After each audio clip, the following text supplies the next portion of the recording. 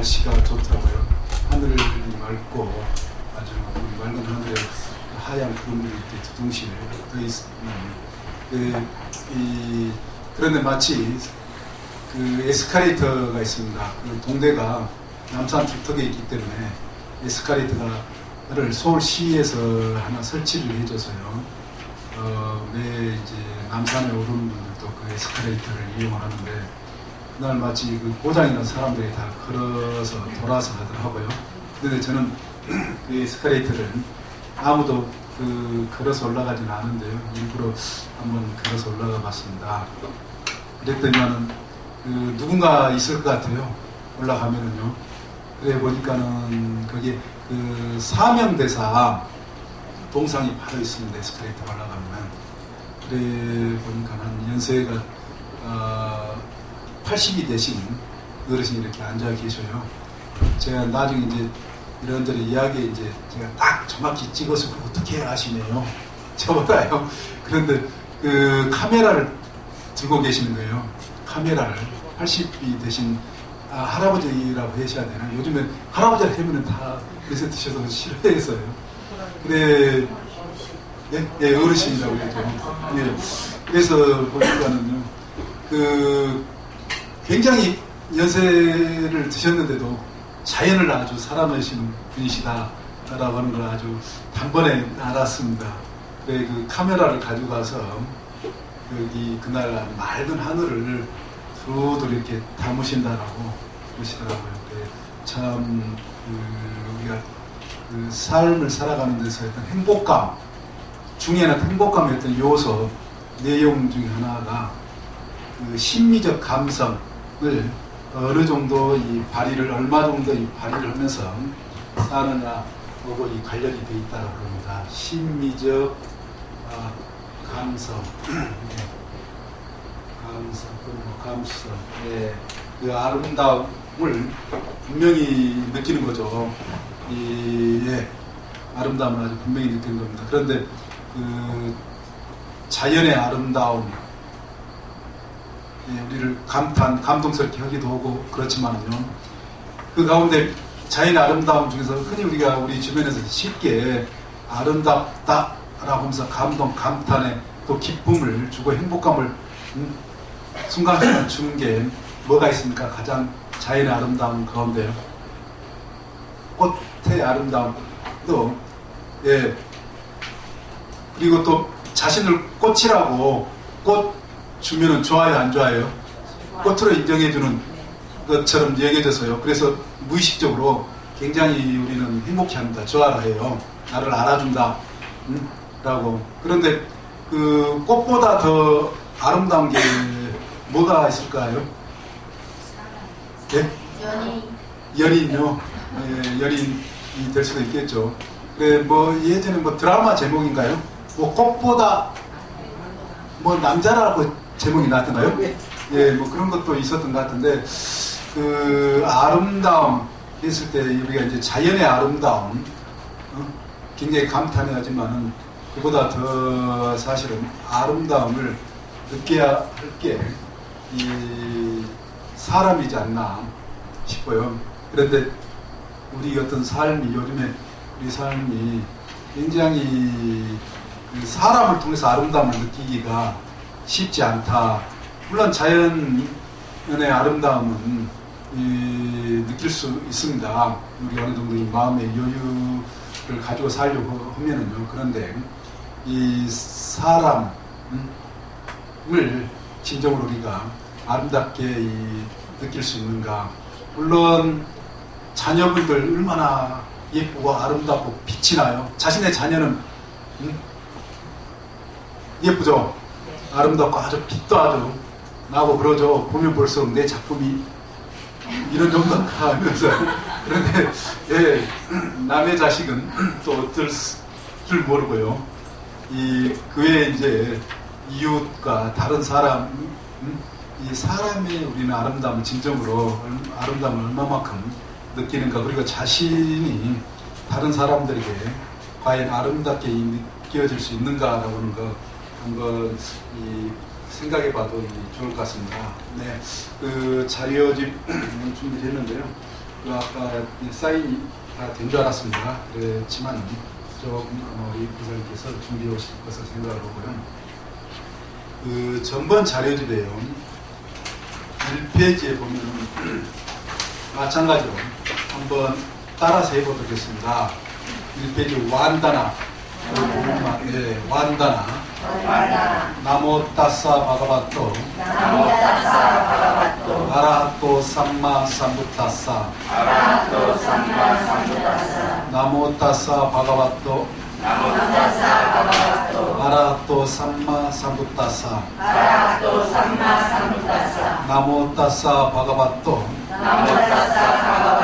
아라하토 삼마 삼부타사. 부땅 사라낭 가차미. 담망 사라낭 가차미. 상강 사라낭 가차미. 삼기라고 그랬죠. 이걸 우리가 이렇게 독성을 전번 시간에 의해서 오늘 해봤는데요. 애국에 나가실 때에 바로 이 사람들의 모임에서 비슷한 소리가 나오면은 저건 이 불교도들의 모임이구나 아실 수가 있습니다. 그래서 같이 가셔서요, 이 한 목소리로 입을 맞출 수가 있다라고 하십니다. 그러면 이렇게 나라는 다르고 사람 생김새는 다르고 그렇다고 하더라도요, 같은 불교도라고는 그런 어떤 마음에 상당히 아주 반갑게 느껴지겠습니다. 그리고 전번 시간에도 제가 말씀드렸듯이 우리나라를 떠나면은 전 세계의 어느 나라 사람들이 간에요, 반드시 지금 우리 같이 낭송했던 이 계속으로 부처님 찬탄문으로부터 찬탄문과 함께 이 불교 모임이 시작된다라고 하는 것입니다. 예, 오늘 이제 제목은요, 저기 불교의 흥기 배경과 역사적 부처님의 이해라고 하는 제목입니다. 예, 그 불교의 흥기와 관련해 가지고요, 이렇게 이야기할 수가 있습니다. 이 자료집에도 나중에 이제 볼 수가 있는데요. 이 불교 흥기의 배경 보면 이 불교가 일어날 때 세 가지 종교가 있었다라고 하는 것입니다. 이 첫 번째 뭐냐라고 보면요, 일반 대중의 이 기복적 또는 주술적 신앙, 예, 신앙 또는 종교라고 해도 좋습니다. 예. 그리고 두 번째로 신관념, 네, 이 바라문 종교, 예, 그리고 이 세 번째 일반 종교 철학계의 사문종교, 예, 크게 이렇게 세 종교로 분류를 할 수가 있다라는 것입니다. 이 첫 번째 일반 대중의 기복적 주술적 신앙이라고 하는 것은 이 불교가 일어날 때 인도 사람들에게 널리 일반 대중, 일반 사람들에게 퍼져 있던 이 복받고 싶은 그런 어떤 마음에요, 주술적인 그런 어떤 이 방법으로 종교 행위를 하는 것을 말합니다. 이와 같은 기복적 신앙, 주술적 신앙은 지금으로부터 2600년 전에 부처님 시대에만 있었던 건 아니고요, 현재에도 있습니다. 네. 과거 중세 뭐 현재가 됐든요, 그리고 동양이 됐든 서양이 됐든 간에 어느 곳에서든지 다 있다라고 보십니다. 예, 동서고금을 막론하고 이 주술적 기복적 신앙이 있습니다. 우리가 주술적 기복적 신앙 이렇게 생각을 하시면 됩니다. 이 다 인지상정으로요, 세상 사람들은 복을 받고 싶어 한다. 그런데 복을 받고 싶어 하는데요, 자신의 선행과 악행에 상관없이 어떤 방법을 통해서, 특별한 어떤 방법을 통해서 이 복을 받고 이 자기에게 올 수 있는 화를 떨쳐버리려고 하는 것, 이걸 양재초복이라고도 이 전문 용어로는 이야기합니다. 양재초복은 재앙을 떨쳐버리고 복을 불러들이는 것.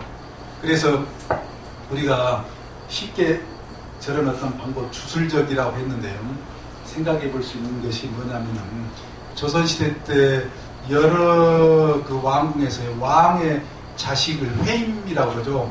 회임시키기 위해서 서로 경쟁하는 그런 어떤 모습들, 그리고 다른 비가 뭐죠, 회임을 했다, 임신을 했다 그러면 다른 뭐 비가 어떻게 하는 방법, 무당을 불러다가 뭐 집으로 그 인형을 만들어서 거기다 뭐 칼도 던지고 활로도 쏘고 저주, 그런 게 바로 이제 주술적 신앙이다라고 하는 것입니다.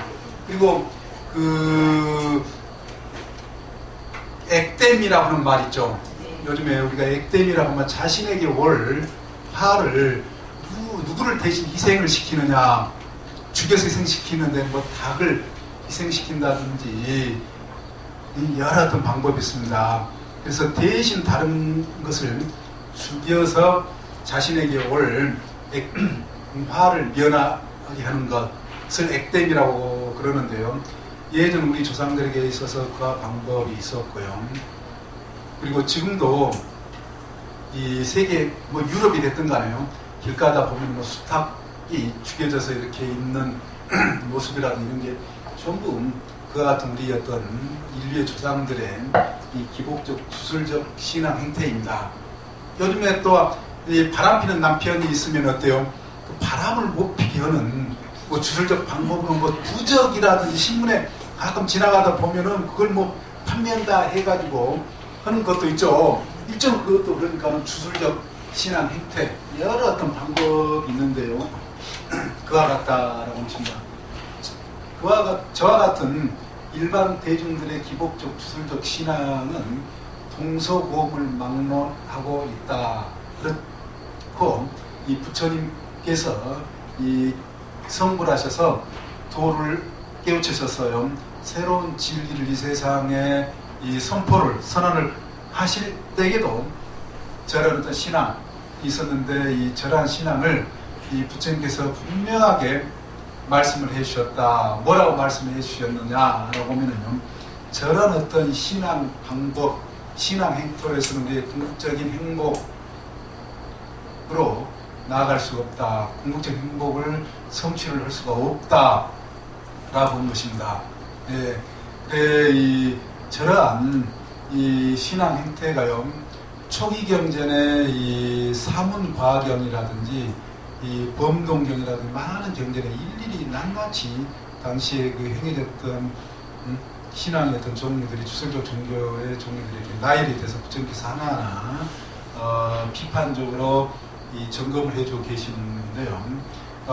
대략 제가 기복불교는 불교인가 예전에 한 10여 년 전에 논문을 한번 써본 적이 있는데요. 그 논문을 쓰면서 제가 조사를 해보니까는 한 30여 가지가 이 정리가 되더라고요.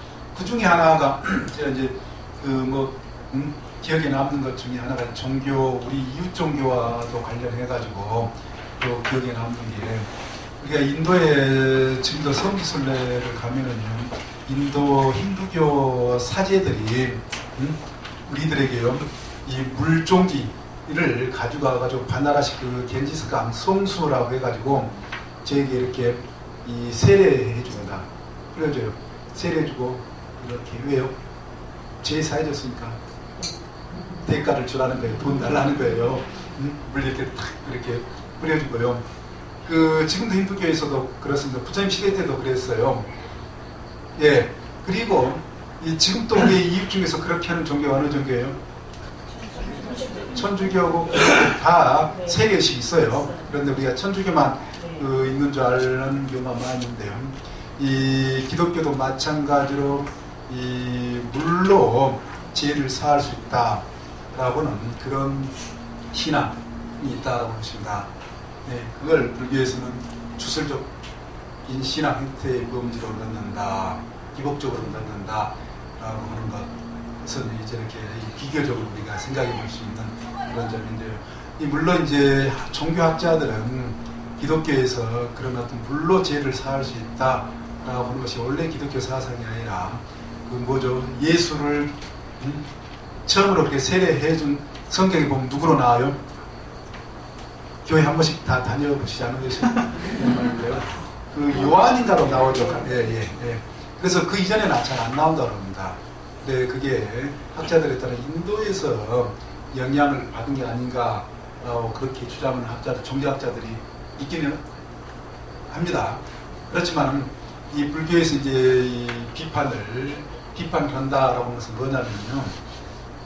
만약 이 물로 그렇게 겐지스강의 물로 이 죄를 사할 수 있다라고 한다라고 하면은, 그래서 지금도 우리나라 텔레비전 보면은요, 강가강, 겐지스강에 인도 사람들이 죽을 때가 되면은요, 다 몰려들어요.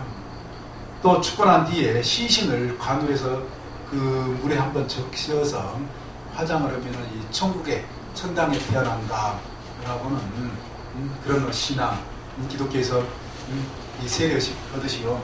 그래, 지금도 그러는데요.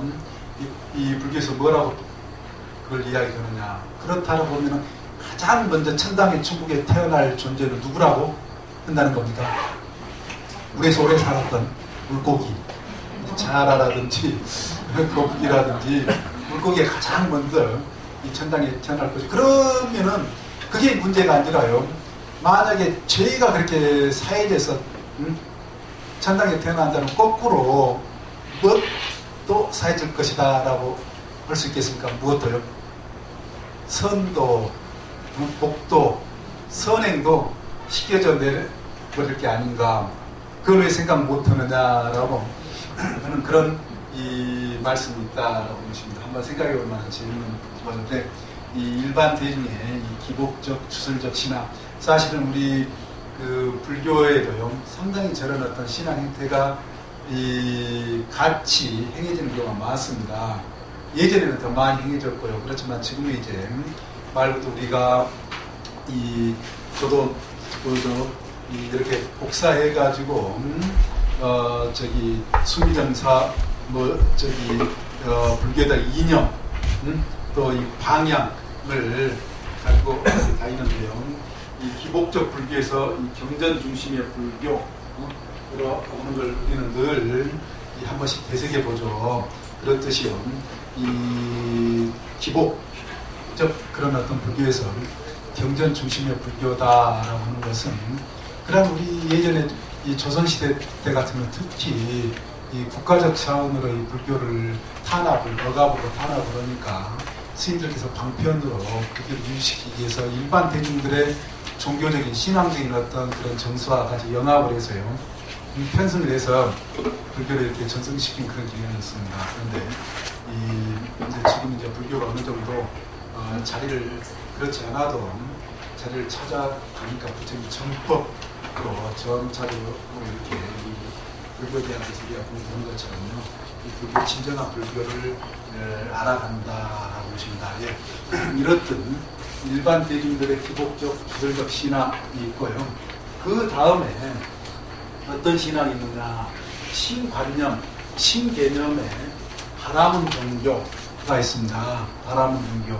그래서 이 초기 불교 경전, 부처님 가르치는 이런 식의 경전을 보면은 부처님과 주로 종교적인 대로, 종교적인 담론을, 대화를 하는 사람들이 누구로 많이 나오느냐, 바라문 사제로 나옵니다.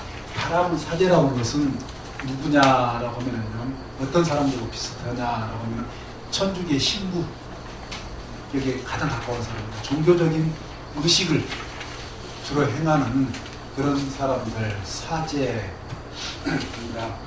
네, 인도에서는요, 저 바람 사제가 바람교에 의하면요, 태어날 때 출생부터 바람들이에요. 인도에 그걸 카스트 제도라고 그러죠. 카스트 제도 한 번씩 들어보셨을 겁니다.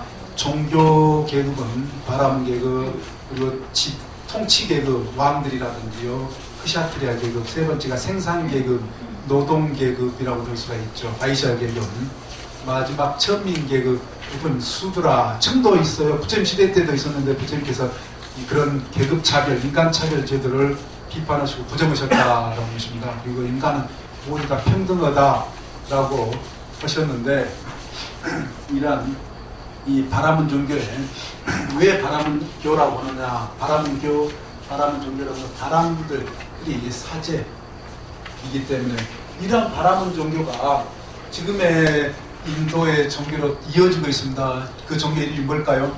힌두교라고 하는 말로 그대로 이어지고 있습니다. 좀 시대 이전에도 있었지만은요, 바라문 종교. 그 종교는 이 신관념, 신개념의 중심을 이루고 있다. 사상에 있어서요.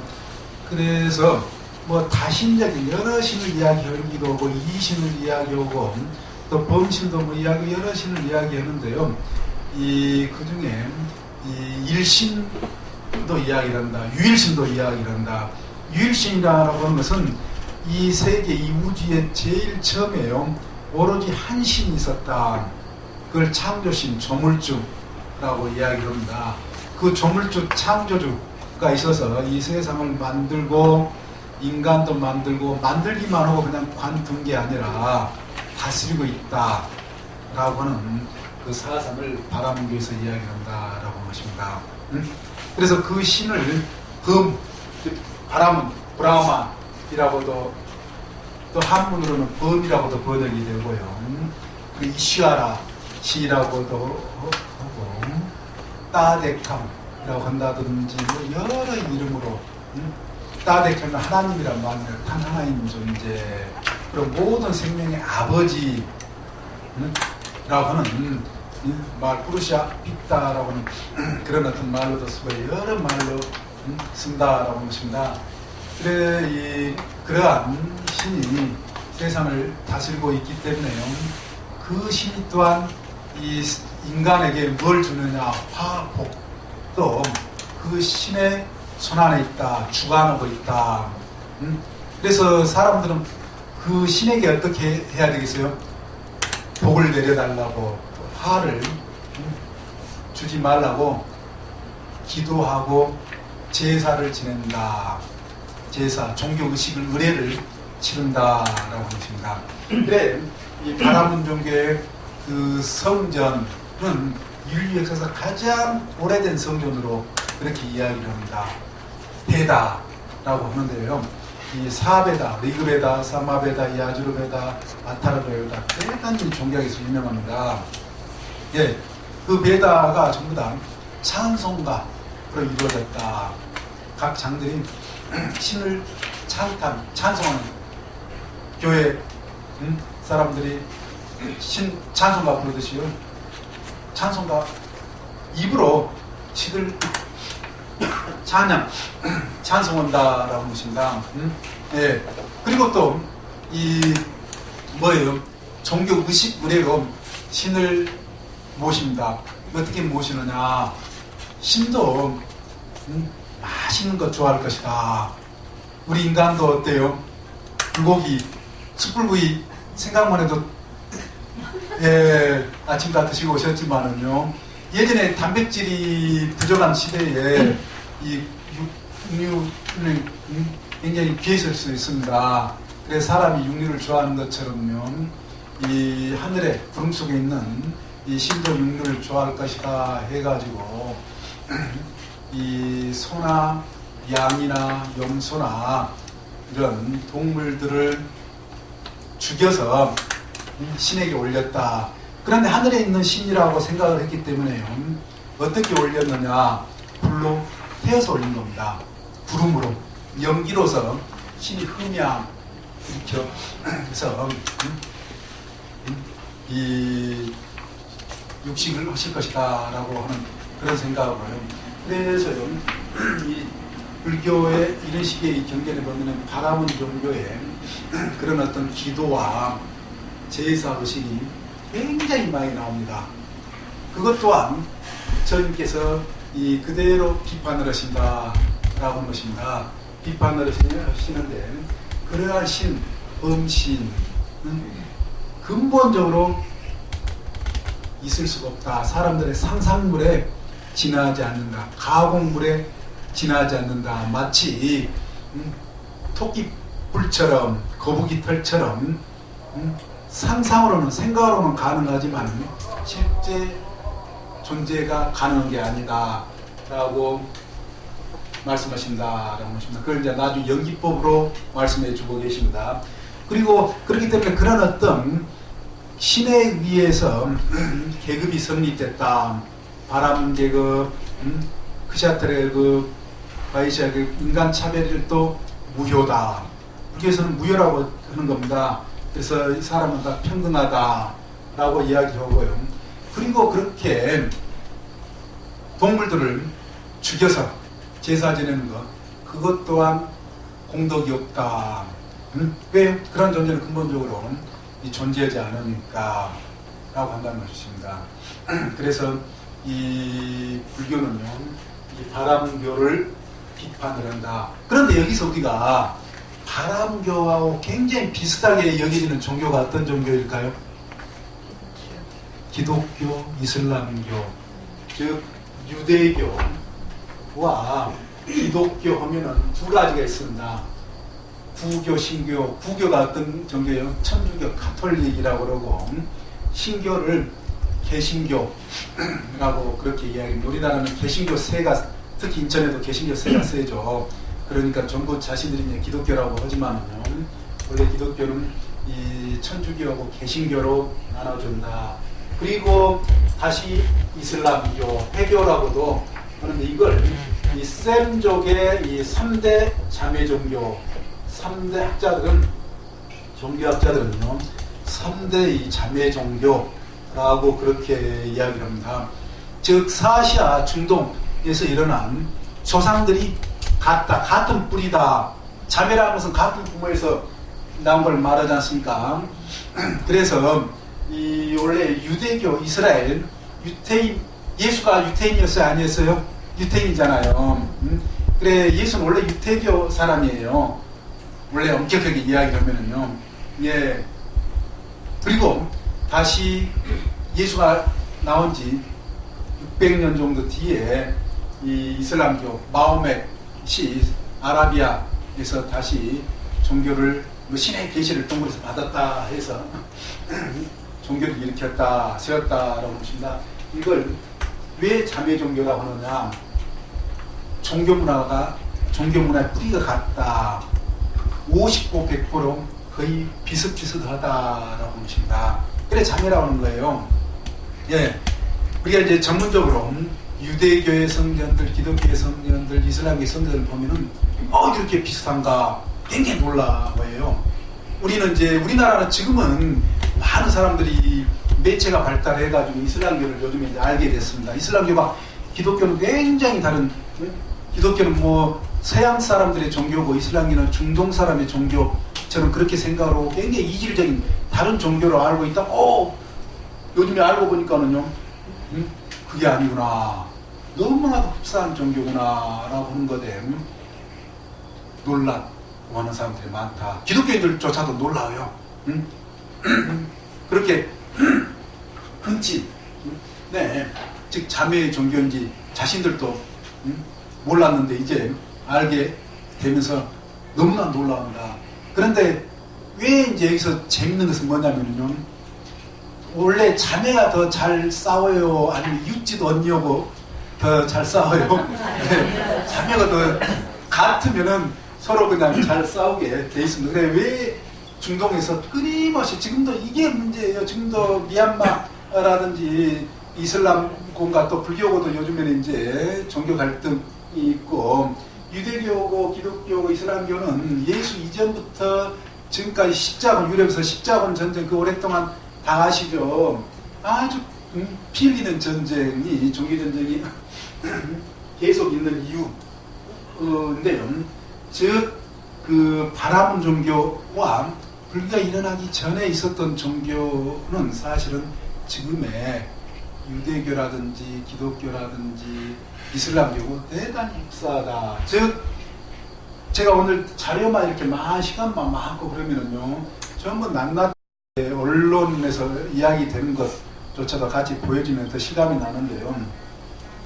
그 요즘에 이슬람권 거꾸로 이야기를 하면은요, 이슬람교에서 종교 명절이 되면은 하루에 수억 마리 양이라든지 소를 잡아가지고 신에게 제사 지내요.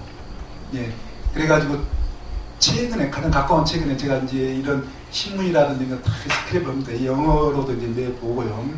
그래 방글라데시는 세계 최대 이슬람국 중에 하나입니다. 그런데 너무나도 소를 양을 많이 잡아가지고요. 이 시내 닭과 시내 자체가 피바다가 돼가지고 신문 우리나라 텔레비전에도 나왔어요. 피바다가 된 그럴 정도로 사우디아라비아라든지 여러 이슬람 국가에 지금도 그렇다라고 보십니다. 기독교도 마찬가지예요. 기독교도 레이기라든지 성경에 보면은 이 동물들, 소라든지 염소라든지 양이라든지 잡아서 제사 지내는 이야기들이 굉장히 많이 나옵니다. 마찬가지로 사람도 죽여서 제사 지내는. 그래서 아브라함, 성경에 아브라함, 우리가 크리스마스 전후로 기독교나 보여줄 때 예전에 그 많이 봤습니다. 아브라함도 자기 아들을 죽여서 신의 제물로 올리려고 하는 그런 장면도 나오는 게 그렇다라고 하시는. 마찬가지로 인도에서도 마찬가지입니다.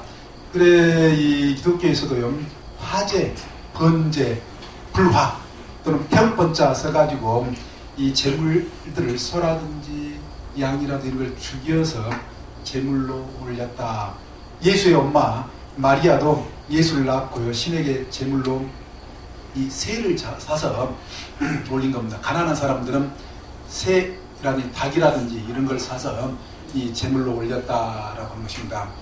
그러던 것이 이제 유대교라든지 사실 기독교 그런 이 희생 제의의 이 종교다. 그걸 영어로는 sacrifice, 희생이라고 하는 그런 말로 번역을 보고요. 원래 우리 이 유교 전통에서도 희생이란 말로 그대로 이 천자들이 중국에서 또는 우리 유교 지도자들이 제의를 지냈습니다. 그래 중국의 이 천자들, 황제들은 동물들을 죽여서 마찬가지로 이렇게 제사 지내는 방법이 보통 일반 가정하고 달랐고요. 우리나라에서도 서원회라든지 이렇게 가서 보면은 서원회 그런 자세히 보면은 서원에서도 돼지라든지 이걸 잡아서 제물로 제사를 지냈다라고 하는 이런 어떤 이야기가 나오는 희생 제의, 희생이란 말은 우리나라에서도 그렇게 이야기를 하지만은 원래 영어로도 그렇다. 인도 말로도 있습니다. 야지나라고 해서 있는데 기독교 이슬람교는 이제 지금 유럽을 거쳐 이 기독교는 어떤 방법이냐, 이걸 희생제의를 상징적인 의미로 쓴다. 종교적인 어떤 의례를 한다라고 했습니다. 그 상징적인 의례라고 하는 것은 기독교에서는 나중에 이제 그 사람도 희생을 시켜서 신의 제물로 올렸다라고 하는 건데요. 누구를 제물로 이야기를 합니까? 기독교에서는요. 예수를 제물로 이야기를 합니다. 그래서 뭐라고 합니까? 희생양이라고 그러잖아요. 예수를. 희생양이라고 합니다. 희생양. 그래서 그 미사의식이라고 하는 것이 뭘 서로 나누는 거예요? 나누는 의식이에요? 포도주고 빵. 예수의 뭘 의미를 해요? 피와 살을 의미를 한다. 즉 희생 제의를 상징적으로 지금 유럽을 거쳐온 기독교는 그렇게 지금 행하고 있지만 원래 이런 어떤 종교들이 전부 이 희생 제의에 기초한 바탕한 종교다라고 하십니다. 우리나라도 예가 아닙니다. 아까 액땜이라고 하는 그것도 그렇지만은 이 우리 심청전, 인천 앞바다에 있을 수도 있어요. 심청전은 사람 인신공양도 사실 뭐예요? 희생 제의 개념이 바탕에 있는 겁니다. 삼국지의 그 남만을 칠 때게 뭐 만두의 기원이라고도 이야기를 하는 것도, 만두의 기원 다 아시죠? 그게 뭐 그것도 그 이런 상징적인 희생제의 이 상징으로서 이 만두가 뭐 생겼다라고 하는 그런 이야기가 있듯이 희생이 이 바람종교의 아주 기본이다라고 하십니다. 지금의 현재 기독교나 이슬람교나 유대교가 그렇듯이, 그런데 불교에서는 그러한 종교의식 그거 공덕이 전혀 없다, 비판을 했다라고 하십니다. 그래, 그런 어떤 종교 사상 가운데 불교에서는 계율, 도덕, 불교의 윤리 가운데 첫 번째 윤리가 뭐예요? 함부로 다른 생명들 무자벽에 죽이지 말라, 이런 배경에서 나왔다라고 하십니다. 초기 경전 이런 식의 부처님 가르침 보면은요, 바라문들이 하루에 수백 마리, 수천 마리 짐승들을 잡아서 피해 제사를 지낸다. 지금의 이슬람교가 가장 원형적으로 사실은 남아있습니다. 유대교나 이슬람교나 기독교는 조금 서구를 거쳐오면서 이 상경교로 바뀌었지만은, 그렇지만 기본 개념은 그렇다. 그 기본 개념, 희생 개념이다라고 하십니다. 즉 다른 생명을 죽여서 액대면은 것, 그리고 자신의 복을 불러들이는 것이라는 겁니다.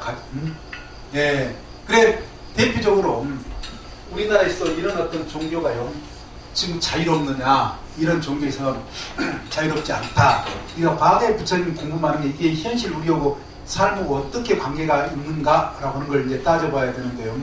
그러니까 세월호와 관련해가지고 이 전 그 탄핵당한 박근혜 대통령이 이제 계속 등기에 몰리니까 누구를 종교 지도자 가운데 뭐 개신교도 있고 천주교도 있고 불교도 있고 여러 종교 지도자가 있는데 누구를 먼저 초청을 했으니까, 초청을 해서 청와대에서 간담회라고 하나요? 했던가요? 불교를 먼저 했어요? 천주교나 기독교를 먼저 했어요? 기독교를, 힘센 종교를 먼저 한 거예요. 이제 종교적인 어떤 미심을 이제 사보려고 사실 그런 어떤 의도가 거기는 깔려 있었겠죠. 그런데 그때 초청했던, 제가 그걸 자료지를 보면서 하면 좋은데요. 그 목사 이름이 누구였어요? 그때 목사가 왜 하필이면, 또한 그 유명 목사긴 한데 그 목사가 뭐라 했느냐, 그 세월호를 침몰시킨 것은 신이 하나님이 우리 민족의 어떤 재앙을 그 어린애들의 대신 희생시켜서 우리 민족을 이게 뭡니까, 그 구원하기 위해서 그랬다라고 하는 그 이야기를 한 거예요. 그래야 일반 보통의 어떤 상식을 가진 일반 사람을 신문지상이라든지 비판을 많이 했죠. 이런 야만적인 이야기 어디 있느냐, 라고 하는 이야기들이 많이 나왔습니다. 언론을 통해서 한번 봐보십시오. 세월호 오고요, 희생 검색어를 치면은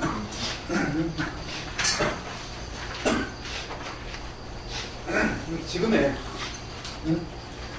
희생이라고 하는 이런 어떤 불교가 일어나기 전에 이 바라문종교의 또는 지금 유대교, 기독교, 이슬람교의 희생 개념, 희생이라고 하는 이 종교 개념이 어떻게 현재 우리의 어떤 삶과 관련해서도 이게 나타나고 있는가, 생활 속에 들어와 나타나는가 여실하게 느낄 수가 있어요.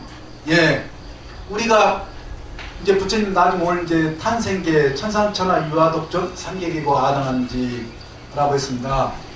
그건 세상 하늘 위나 하늘 아래나 가장 존엄한, 존엄하고 존귀한 존재는 누구라는 거예요? 부처님뿐만이 아니라는 거예요. 부처님이 세상에 최초로 먼저 선언을 하신 겁니다. 그렇지만 우리 개개의 생명이라는 겁니다. 알죠?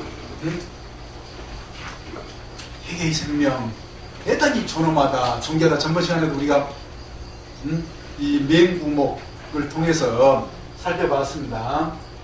그래, 이 생명은 누구를, 다른 일을 위해서 자기 생명이 희생되는 거, 이게 좋은 거다, 나쁜 거다? 좋지 않은 겁니다. 물론 대의를 더 큰 어떤 걸 위해서 희생이 아름답게 이야기 되는 경우도 있지만 이 세상에 태어나가지고 어때요? 남 뒤치다거리나 평생 하면서 살다 하는 것 좋겠어요? 안 좋겠습니까? 안 좋죠. 세상의 중심, 우주의 중심, 세상의 중심이 누가 해야 되겠습니까? 자신이어야 된다라고 하십니다. 불교의 이야기입니다. 천상천하 유아독전이라고 하는 말은요. 예, 그래 예전에 우리 동아시아권만 해도 우주의 이 세상의 중심은 나라별로는 중국이었어요. 그래서 중국이라는 겁니다. 그리고 일반 국민들에게 있어서 대신들이나 국민들에게 있어서 이 세상의 중심은 누구였어요? 왕이었습니다. 왕. 그리고 한 가정에서 부부간에 또는 또 가정에서도 주인은 누구였어요? 아버지, 남자였어요. 부부간에 있어서도 남녀 문제에 있어서도 여자의 주인은 누구였어요? 주인님의 중심은요? 요즘 인정 안 하시겠지만요. 예, 남자였다. 저번에 말씀드린 것처럼 그래서 우리가 시집가기 전에는 아버지에게 또 시집가서는 남편에게 남편이 죽고 난 다음에 아들에게 철저하게 이 세상의 중심은 남자다라고 하는 것입니다. 그런 거예요. 이게 바로 위계적인 사고방식. 왜 그러는가 이제 연기법을 통해서도 이제 알 수가 있는데요. 그런 세상 속에서는 희생이 기본 바탕이 되어 있다. 그 위계 계급적인 어떤 이 세계 질서 속에서 희생을 요구한다. 희생을 요구하는 세계가 종교로 나갈 수밖에 없다라고 하는 것입니다.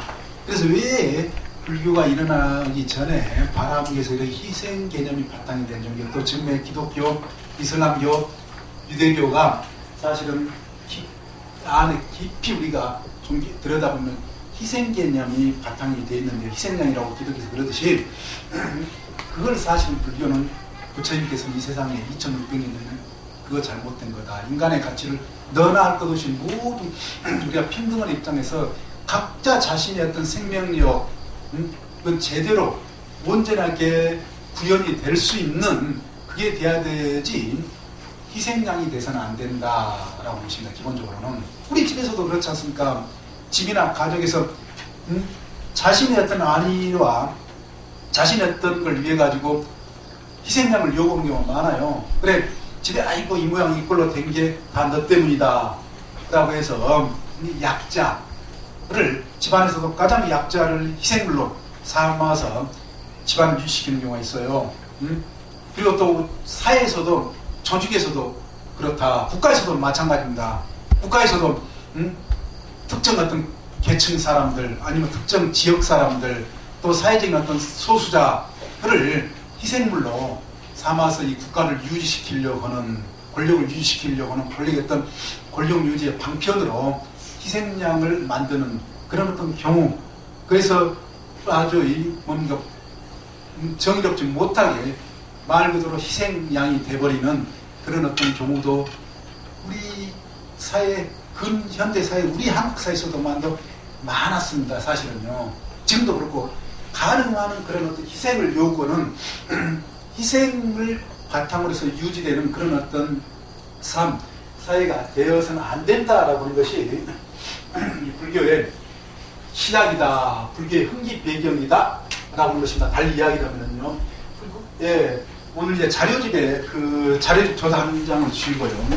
자료집 첫 번째 이렇게 보시면은 그 불교 흥기 배경이 나와 있죠. 그겁니다. 지금 설명이요. 그리고 이제 거기에 보면은요. 세 번째 일반 종교 철학계에 이걸 사문종교라고 하는 겁니다. 이 사문종교. 원래 스님들을 뭐라고 그러는가요? 사문이라고 그럽니다. 사문. 그래 우리 예전에 진울 스님이나 오녀 스님을 전부 다 스스로 사문이라고 칭하지 요즘 우리가 중이라고는 잘 칭하지 않았다라고 하십니다. 사문종교라고 하는 것은 바람 종교가 당시에 아닌 그런 종교를 전부 이 사문종교, 그리고 이란 종교가 62개 또는 300여 개의 그런 어떤 종교, 그래서 인도를 종교의 나라라고도 그렇게 이야기를 하긴 하는데요. 이런 어떤 이 많은, 즉 신을 숭배하지 않으면서 신 개념이 중심 개념으로 바탕되어 있지 않는 그런 어떤 종교 계통을 사문 종교라고 하는 겁니다. 그래서 일반 종교, 철학계라고 그럽니다. 그런 어떤 종교 가운데서 6개 종교 집단이 굉장히 힘을 썼다, 인기를 끌었다라고 하는 것입니다. 그걸 불교에서는 육사외도, 육사외도라고 합니다. 그래서 외도라고 하는 말 많이 쓰죠. 요즘에 우리나라도 씁니까 안 씁니까? 불교에서 온 말이다라고 하는 것입니다. 바깥길을 닦는다, 바깥길이란 말이잖아요. 그래서 바깥길을 닦는다 라고 하는 말이 원래 불교 말이다 라고 하는 것입니다. 그리고 불교는 내도, 이 불교에서는 도를, 불도를 닦는다, 불도를 따라서 간다 라고 하는 그런 의미죠.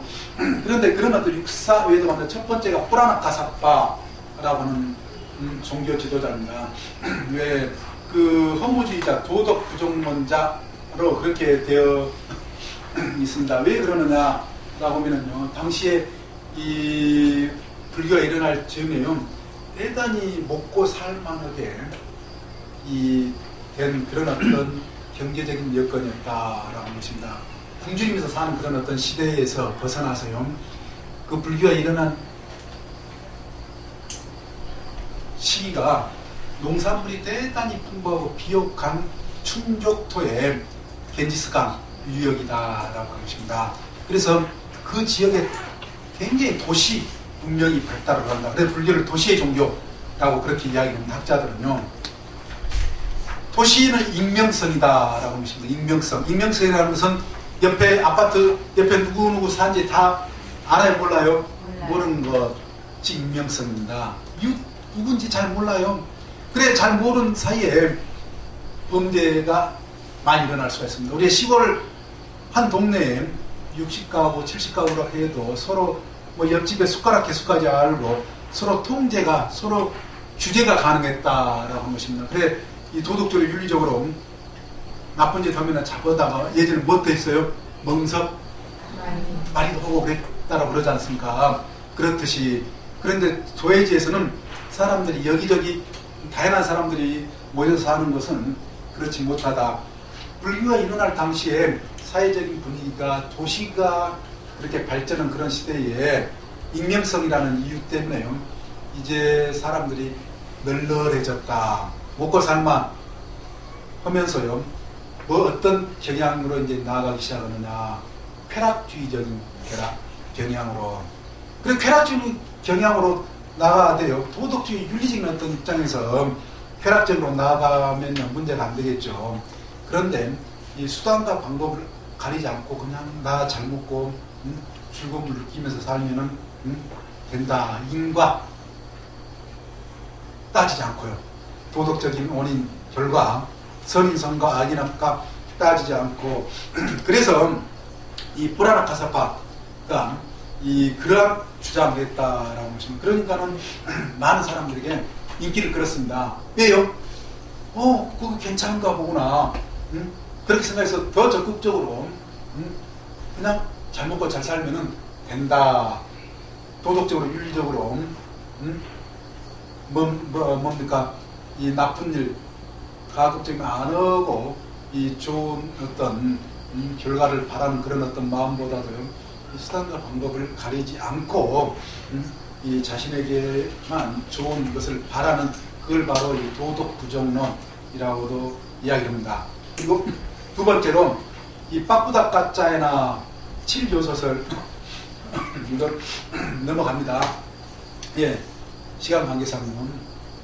그리고 세 번째 이제 이야기해 볼 사람이 아지타케 캄발린을 유물론자, 단멸론자라고도 그렇게 이야기하는데요. 요즘 우리 시대에 대단히 비슷한 종교 사상가 있습니다. 왜 유물론이라고 그러느냐? 이 세상의 어떤 근본, 뿌리가 뭐라고 하는 것입니까? 오로지 물질이다 라고 하는 겁니다. 오로지 물질이다. 그래서 이 인간도 뭐예요? 오로지 물질이고, 죽고 나면은 물질 흩어지면 그걸로 끝난다, 없다 라고 하는 거예요. 그래서 살아있을 때 가능하면은 잘 먹고 잘 살자가 이 종교적인 철학적인 기본 사상입니다. 그래 저 아지타케사 간발리는 이 표가 뭐냐, 남의 돈 구워서 사 먹고 갚지 말고 죽자 그런 거예요. 예. 그러니까는 이 인생이 왜요? 그걸 이제 단멸로 죽고 나면은 단절된다 라고 그러십니다.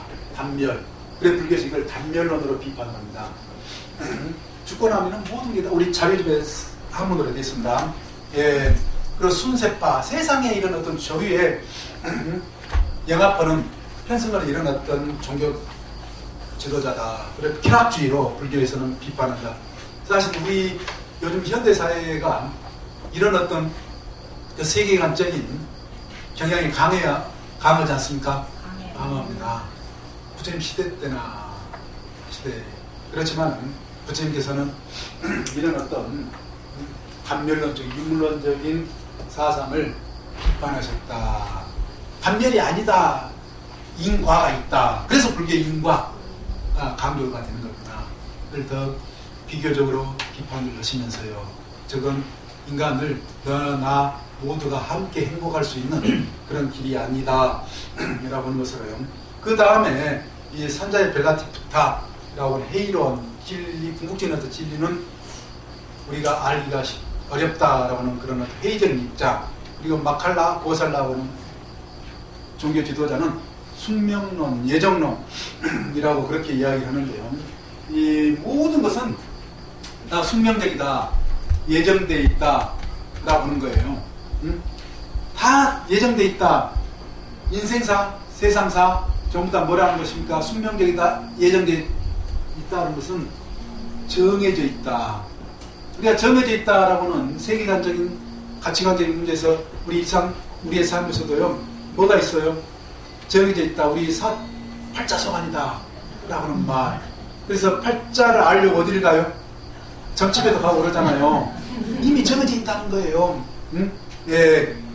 그런 사고방식, 이 운명론, 숙명론이다 라고 하는 것입니다. 네. 그래 마칼리 보살라, 세상의 창조와 함께 세상의 종말 이미 다 정해져 있고 불행불행이 다 정해져 있다 라고 하는 것입니다. 그래 불교에서는 이런 운명론, 숙명론을 비판을 합니다. 불교는 정해져 있다라고 하는 게 아니에요. 불교 이제 나중에 다다음 시간에 이제 연기법을 보게 되면은 무유정법, 금강경에 나중에 대승불교에 있는 무유정법, 정해져 있는 것이 없다라고 하는 것입니다. 정해져 있다. 우리 운명처럼 말 그대로 어찌할 수 없는 그런 어떤 게 아니라 우리는 인간 우리의 공부, 수행과 공부에 의해 가지고 우리의 운명의 주인이다. 우리는 우리의 삶을 더 좋은 쪽으로 공부의 수행에 의해서 바뀌어갈 수 있다라고 하는 것에 반해서 이 마칼리 보살라는 이렇게 정해져 있다. 크게 봐서는 기독교, 이슬람교, 신 믿는 종교도 숙명론, 세계관적인 문제 숙명론으로 넣었습니다. 기독교적 표현으로 이걸 예정론, 구원될 사람, 구원받지 못할 사람 이미 기독교 입장에서 다 정해져 있다는 거예요. 그리고 또 이렇게 해서 시작과 함께 뭐가 또한 정해져 있다고 보니까 종말. 그래서 시한부 종말론이 기독교에서 끊임없이 나와요. 그래 우리가 10여 년 전에 뭐 이장민 목사가 시한부 종말론에 우리나라를 아주 사회적인 무리 일으킨 적 있어요, 없어요? 있어요. 끊임없이 예수 때부터 지금까지 기독교 역사에서는 시한부 종말론, 마치 예전 우리 태엽 감모놈 시계가 나중에 때가 되면 땡 하고 울리듯이 그래 그 시한부 종말이 때를 예언을 하는 그런 경우. 그래 이장민 목사도 이제 교도 생활하고 나서요, 제가 어느 지나가다가 어느 일간지 신문 보니까는 종말론의 종말 신문 기자가 그렇게 있더라고요. 제목을.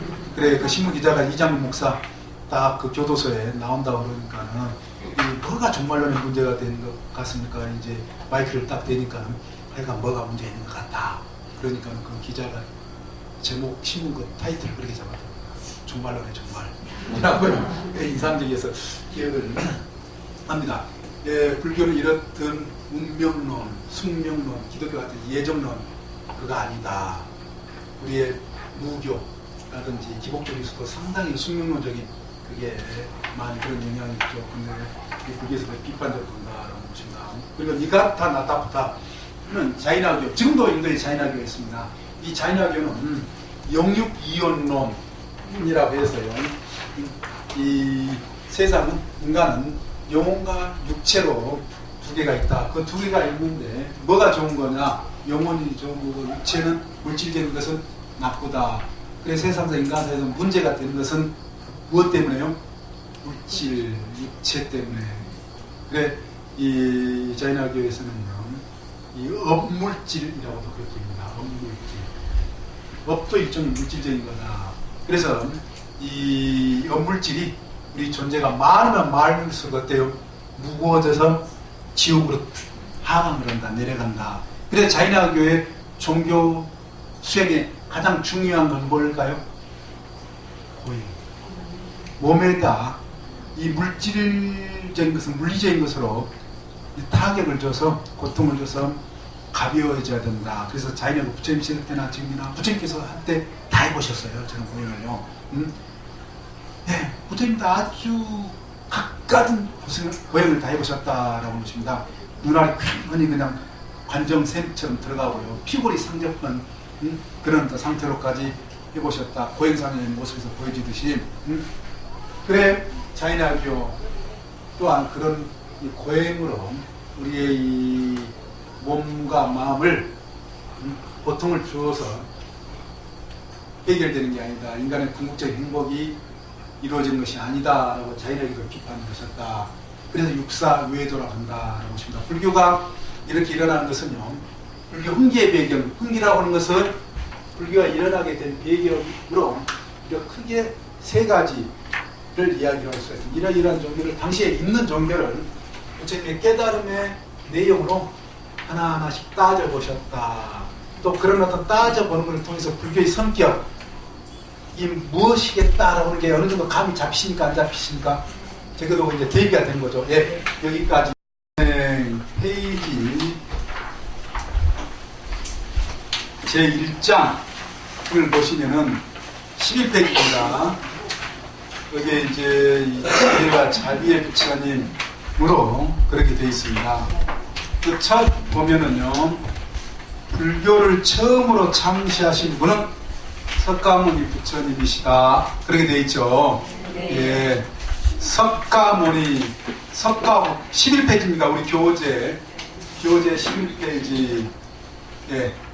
석가는 석가북 또는 석가족을 의미로 합니다. 문이라고 하는 말은, 문이라고 하는 말인데요, 성자, 성인, 그래서 석가족의 또는 석가북의 성인, 석가족으로부터 출현한 성인이다 라고 하는 이야기죠. 말이죠. 근데 그분은 역사상 실제 인물로 우리 인간 세계에 오셨다. 지금 우리 교재에 뭐로 되어 있습니까? 역사상 실제 인물로 우리 인간 세계에 오셨다라고 보십니다. 역사적 부처님이시다. 칠판에도 적혀져 있죠. 오늘 자료집에도 적혀져 있고요. 예, 역사적 부처님이다. 그리고 그러므로 석가모니 부처님의 생애에 대한 공부는 불교 교리의 시작이며 마음 공부의 기준이라고 할 수 있다. 거기에 대한 줄을 그어놓으시면 좋을 것 같습니다. 새겨볼 말입니다. 불교 교리 공부의 시작이고 마음 공부의 기준이다. 우리 강좌 공부 제목이 불교의 이해와 신행으로 되어 있습니다. 불교 교리를 먼저 이해를 하고 신행적 차원에서는 웅조는 신행은 누굽니까? 부처님의 삶으로 우리가 다가가는 거죠. 지혜와 자비의 삶으로요. 그런 점에 있어서 마음 공부의 기준이라고 할 수가 있다. 우리 교재도 첫 번째 나온 이유 중에 하나입니다. 이렇듯이 이제 이렇게 역사적 부처님이라고 하는 말, 그런데 이 역사적 부처님이라고 하는 말이 있는 것은 달리 이야기를 하면은 신화적 부처님이 또한 있을 수 있기 때문에 그렇다라는 것입니다. 설화적 부처님, 그게 왜 이제 예전에 이런 강의를 안 했습니다. 이런 내용을 안 했는데 이제 우리 경인불교대학이 수준이 이제 나날이 이렇게 높아진 것 같아요. 나날이. 그래서 이제 수업 내용을 이제 좀 달리 좀 해야 되겠다라고는 그런 생각을 해봅니다. 예전에 이제 일반적인 그 부처님 생애의 삶에 대해서 중심으로 이제 이야기를 많이 하고 마쳤는데요. 지금은 이제 좀 다른 각도. 왜 그러냐면요. 이미 보니까는 눈빛을 보시니까 또 모습을 보니까 다 어느 정도 불교를 다 공부를 하시고 오시는 것 같아요. 그래서 이제 수준을 좀 높여야 되겠다라고 하는 그런 생각을 해봅니다. 지금 이렇게 이제 왜 역사적 부처님이 이야기가 되는가 라고 하는 것은 최근에 우리 불교를 공부를 하는 데서 그게 실제 이 부처님의 삶 속에서 있었을까라고는 도저히 믿기지 않는 그런 어떤 내용들이 있다라고 하는 것입니다. 그런 내용들, 즉 인간으로서 가능하지 않는 그런 어떤 부분들을 요즘 학자들은 신화적인 내용이다 또는 설화적이다 라고도 그렇게 이야기를 합니다. 네, 마치 역사적인 부처님은 이 인간 붓다, 영어로는 휴먼 붓다라고도 그렇게 이야기를 하는데요. 인간 붓다 또는 인간 부처님이라고도 서양에서 대단히 이야기를 많이 합니다. 그 이야기를 그렇게 하는 이유는 이 불교 역사를 또는 부처님 생애를 보면은 어느 정도는 상당히, 경우에 따라 상당히 부처님이 신화적으로 부처님 삶이 이야기되어져 오는 부분이 많다라고 한다는 것입니다. 그래, 저게 과연 2600년 전에 부처님의 어떤 모습이었을까라고 의구심을 갖는 그런 경우. 그래서 현대 그 부처님 생애를 다루는 학자들은요, 대단히 어떻게 하면 이제 신화적인 어떤 요소를 제거해버리고 벗겨버리고 남는 그 알갱이가 바로 역사적 부처님일 것이다 라고 그렇게 그 연구를 시도를 하는 사람들이 굉장히 많습니다. 그런 흐름들이 있습니다. 예, 그래, 그게 이제 뭘 반응하느냐라고 하면은 아까 말씀드린 것처럼 그만큼 신화적으로 이렇게 윤색돼 있다라고도 그렇게 이제 표현할 수가 있는 거죠. 즉, 예를 들면 이제 그겁니다. 부처님께서 친정 출산을 위해서, 친정 출산, 요즘에 다 친정 출산하죠. 시어머니보다는 친정 어머니가 더 편해서 그런지 하여간요. 예, 친정 출산. 바로 가시다가 룸비니 동산에 나시잖아요. 그래, 이제 쉬어가는 대목에서 룸비니라고 하는 동산에서 이 마야 부인이 그 무수라고 하는 나무 가지를 오른손에 이렇게 잡을 때에 상기를 느끼셨다. 그래, 상기를 느끼셔서 어때요? 이 천막을 치고 출산을 하셨는데 옆구리, 오른쪽 옆구리로 핏덩어리가 나왔다라고 하는 것입니다. 오른쪽 옆구리로요. 오른쪽 옆구리로 나왔는데 이 핏덩어리가 나자마자 어때요? 그냥 7걸음을 걸으면서 오른손 손가락을 하늘을 가리키고 왼손을 땅을 가리키면서 천상천하 유아덕전 삼계계와 하당한지 하늘 위나 하늘 아래나 오로지 내가 존귀하다, 존엄하다. 왜냐하면 뭐예요? 삼계의 이 세상 모든 괴로움, 고통을 다 내가 마땅히 구원하리라 라고 그렇게 선언하는 그 장면이 나오잖아요. 그렇게 그게 믿겨져요? 안 믿겨져요? 안 믿겨져요. 아주 공부를 많이 하셔가지고 안 믿긴다 자신있게 이야기하시는데요. 신앙심 있으시다면 어때요? 좀 유보적으로 긴가민가 실수했는데 다 이렇게 신앙이 없어요. 예. 예, 제가 하여간 이 부분을 한번 믿습니까? 교회식으로 있습니까? 그래도 있는 사람들, 노보살님들도 손 드신 분 별로 없어요. 가끔 손도 들어보라고 그러시는데요.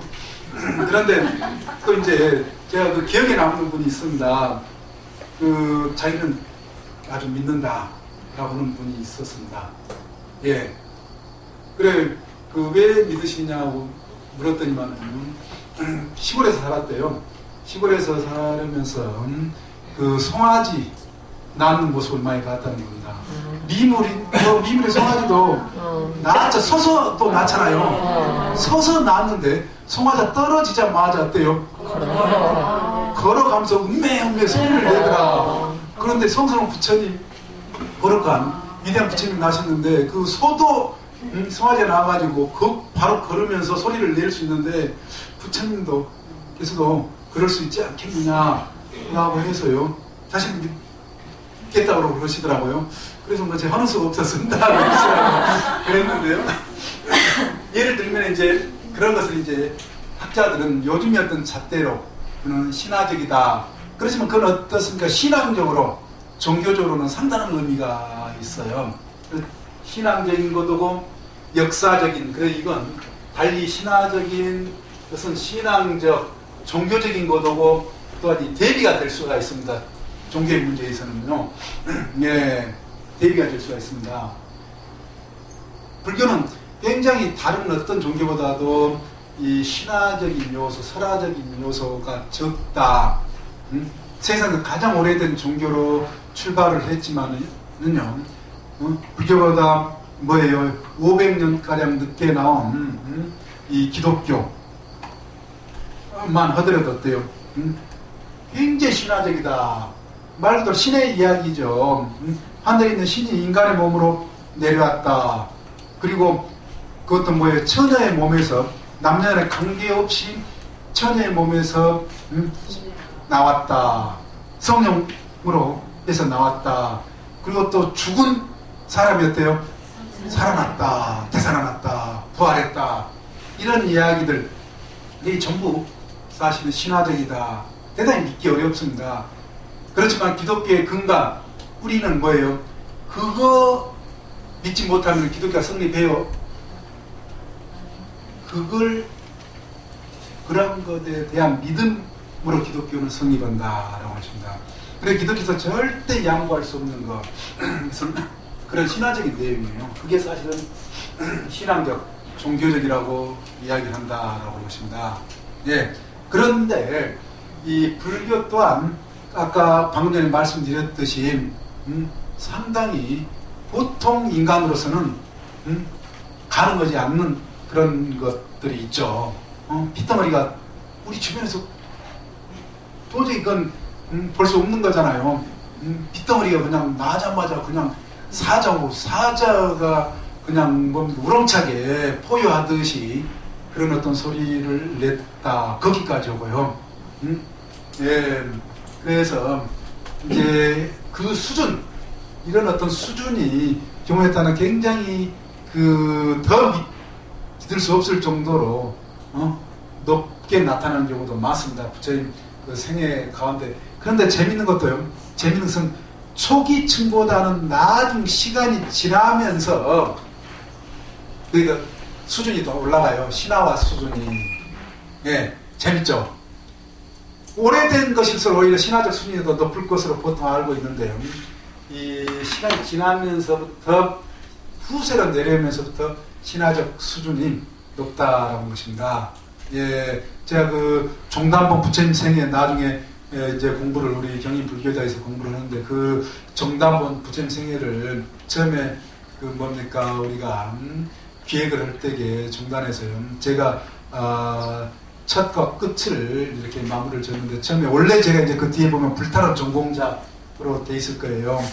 그래서 원래 제가 박사학위를 부처님이라는 어떤 분이신가 그 부처님에 대한 여러 어떤 관점들을 총체적으로 이렇게 비교 분석하는 이제 그런 연구를 오랫동안 했는데요. 그렇기 때문에 이 부처님 같은 생애를 가는 원래 불교 전통에서 수많은 부처님 생애를 다루는 빨리로 산스크리트로 한문으로 많습니다.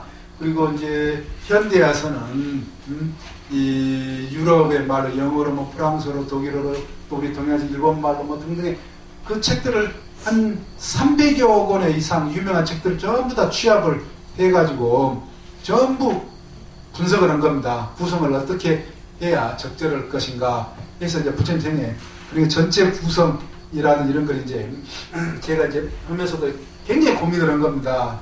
토론을 이제 통해서요. 방학 때마다 저기 마곡사 그 전통 불교 문화원 가서 방학 때마다 이제 머리를 맞대고 예, 토론을 했는데 이런 어떤 요소들을 이제 어떻게 현대인들에게 있어서 이런 요소를 그러니까 제대로 이해가 안 되죠. 굉장히 신화적인 것으로 이제 치부를 단지 신화적인 것으로 치부를 해서 이 현대인들이 다분히 이제 과학적이고 합리적인 그런 이성적인 걸 이렇게 추구하는 이런 것에 이 거부감이 있을 수가 있다. 그래서 하는 거는 이제 그런 아주 그 허무맹랑하게 경우에 따라서는 허무맹랑하게 느껴지는 그런 어떤 요소를 많이 싫지 말자. 예를 들면은 그런 것도 이제 회의를 통해서 있었다라고 것입니다. 네, 아무튼 그런데 이제 우리가 이제 이 부처님 생애를 공부를 하다 보면은 상당히 저런 어떤 요소가 있는데 저런 요소를 어떻게 이제 받아들여야 되는가라고 하는 점이 이제 우리가 오늘 이제 우리 불교 대학에서 한번 따져볼 필요가 있다라고 하십니다. 말 그대로 결론은 그겁니다. 그냥 허무맹랑한 게 아니다. 불교에서는요. 그 의미를 아주 깊은 의미를 심어놓은 거다라고 하십니다. 그 시대적인 맥락이 있다라고 하십니다. 그래 이 부처님 불전을 부처님 어떤 생애 부처님 생애가 나타나는 또 경전을 보면은 아 이게 단지 그냥 피상적으로 아 이게 그냥 허무맹랑한 이야기다라고 하는 것이 아니라 왜 그렇게 이야기를 말씀을 하셨을까? 거기에 담겨져 있는 것은 무엇인가? 의미가 무엇인가?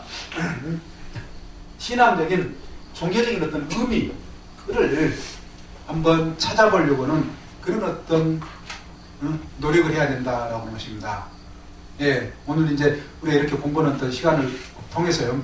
그래서 이 예를 들어서 왜 부처님의 우엽탄생설이라고도 그렇게 이야기를 하듯이 오른쪽 옆구리로 태어났다라고 하시는가? 그게 상징적인 의미가 무엇인가? 라고 한다는 것입니다. 한다는 걸 이제 따져봐야 되는 거죠. 그건 이제 이 부분에 대해서는 아직 학자들이 뭐 답이 없다. 라고 그렇게 이야기를 많이 세워졌어요. 그렇지만 제가 이제 연모정로 국전들 많은 고대 어떤 전적들이 이렇게 보다 보니까는 저는 이제 어느 정도의 답을 저는 설명할 수가 있다는 것입니다. 즉 보통 일반의 산도 아기가 태어나는 산도가 있죠. 산도를 예전 사람들은 과거 사람들은 부정하게 깨끗하지 않게 생각을 했다라고 하는 것입니다. 그렇게 이 성스러운 거룩한 어떤 부처님의 어떤 그 산도는 보통의 일반적인 어떤 산도로 간주고 싶지 않은 그런 어떤 게 깔려 있다. 그래서 그것도 그래서 오른쪽 옆구리라고 했다라고 하십니다. 네. 오른쪽 옆구리 그러면 왜 왼쪽이 아니라 오른쪽이라고 하느냐? 인도에서는 오른쪽이다라고 하십니다. 인도뿐만이 아니라 뭐 동남아시아라든지 서남아시아라든지 거의 모든 나라가 우리나라 오른손 왼손 바른손 이런 어떤 개념 우리나라도 있지만은요 이 오른쪽을 깨끗한 손 왼손은 부정한 손 그래서 지금도 동남아나 인도나 뭐 다른 나라 중동이나 가면은요 오른손으로 뭘 주고받아야지 왼손으로 주고는 굉장히 기분 나빠해요. 예의가 아닌 것으로. 왜요? 그 이유 다 아시죠? 예. 그리고 음식도 오른손으로 먹습니다. 예. 예. 그렇기 때문에 오른손. 축복의 의미도 항상 오른손이에요. 왼손이 아니라요. 예. 그렇다라고 하십니다. 그걸 이제 심어놓은 거예요. 그 의미가 그 시대적 상황, 문화적, 종교 문화적인 어떤 상황이 담겨져 있다라고 하십니다. 이 부분과 관련해가지고 이제 그 일본의 학자는 그렇게도 이야기를 합니다. 이거, 역사적인 사실이다. 아까 그 우리나라 신신 깊은 거사님처럼요. 왜 역사적인 사실이냐. 그 부처님의 어머님 마야 부인이 며칠 만에 돌아가셨어요? 나으신지요? 7일 이래라고 그러죠.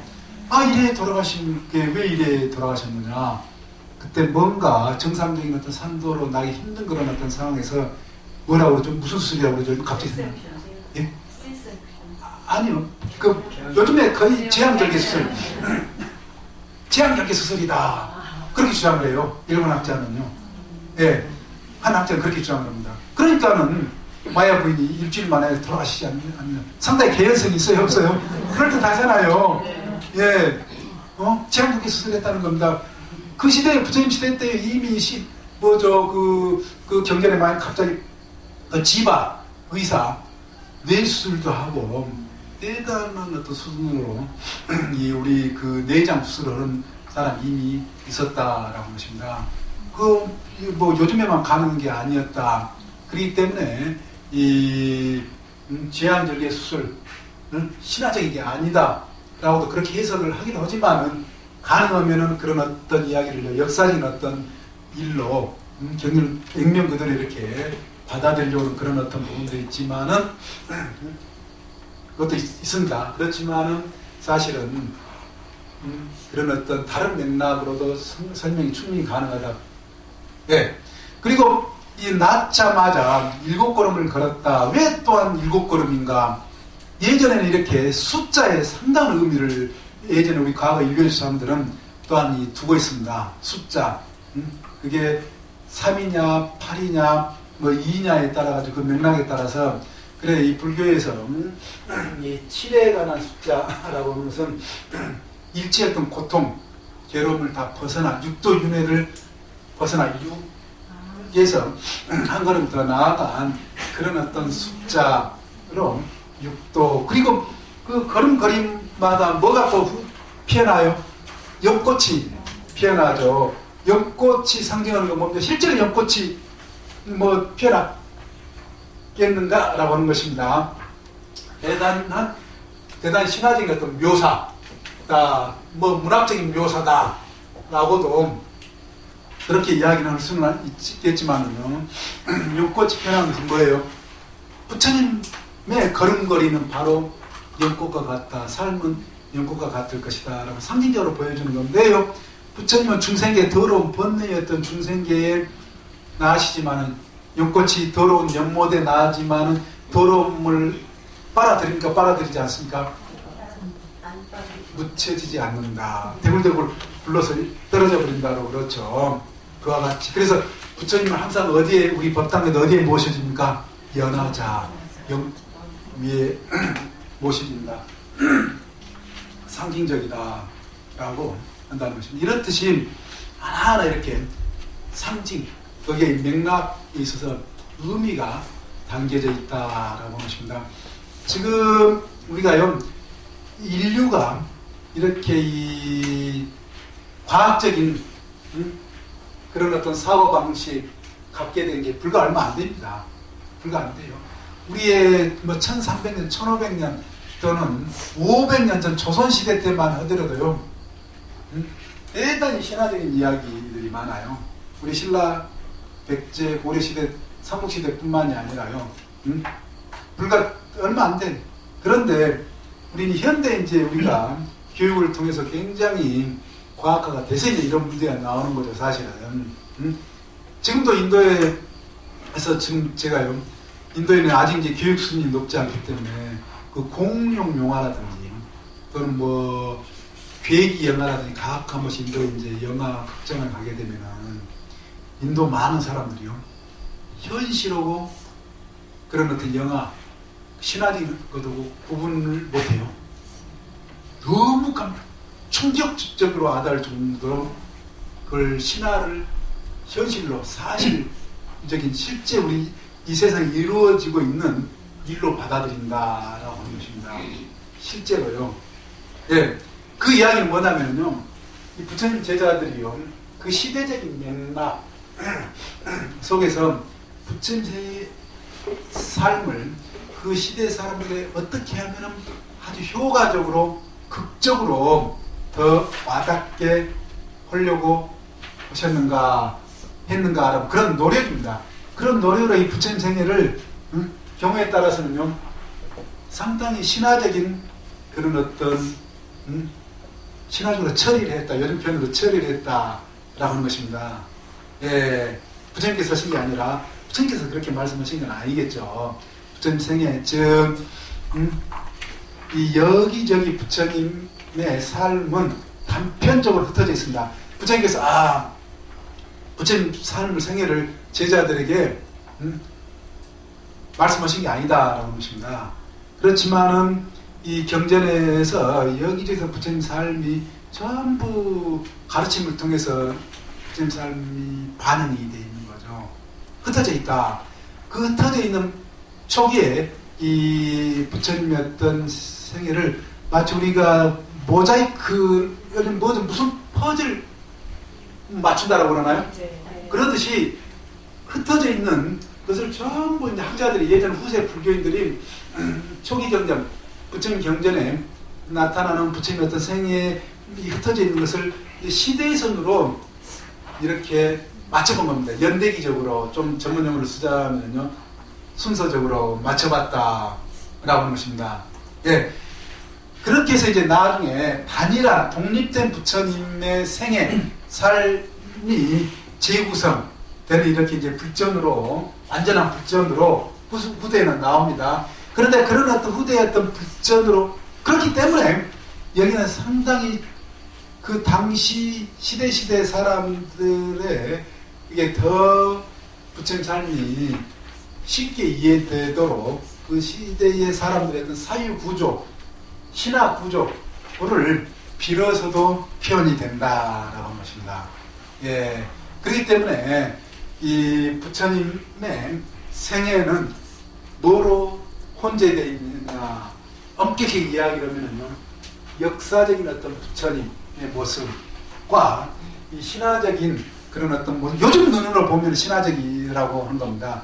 두 가지 어떤 모습이 이렇게 혼재되어 있습니다. 섞여져 있습니다.